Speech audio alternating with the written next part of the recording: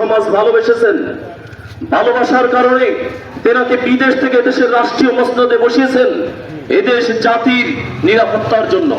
কিন্তু আমরা কি দেখতে পেলাম, এই বাংলাদেশের মানুষের নিরাপত্তা যে এত দুর্বল অবস্থা, মানুষের জান মালের এত কঠিন দুরবস্থা, এটা কোনোভাবেই মেনে নেওয়া সম্ভব হচ্ছে না।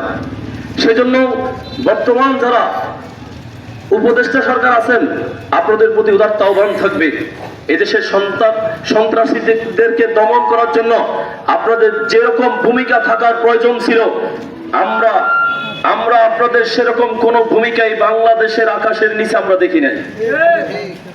কারণ অতীতে যত ধরনের তত্ত্বাবধায়ক সরকার এসেছিলেন, তারা সেনাবাহিনীর মাধ্যমে, পুলিশের মাধ্যমে এবং প্রশাসনিক বিভিন্ন কর্মকর্তাদের মাধ্যমে অস্ত্র উদ্ধার করার জন্য তারা চেষ্টা চালিয়ে গেছেন।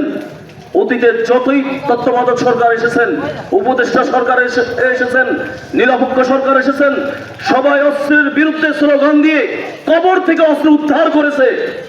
আর ইউনূস সরকার অস্ত্র উদ্ধার করতে ব্যর্থ হয়েছে, এই দেশের মানুষের জান মাল নিরাপত্তা দিতে তারা ব্যর্থ হয়েছে। এই জন্য আমরা তাদেরকে ব্যর্থ সরকার মনে করি। এই ছাত্র সমাজ তারা 17 বছর এদেশের রাজনৈতিক নেতা কর্মীরা যত ধরনের আন্দোলন করেছেন, সংগ্রাম করেছেন, তাদের সামান্য স্বার্থের কারণে তারা স্বৈরাচার সরকারকে বিদায় দিতে পারে নাই।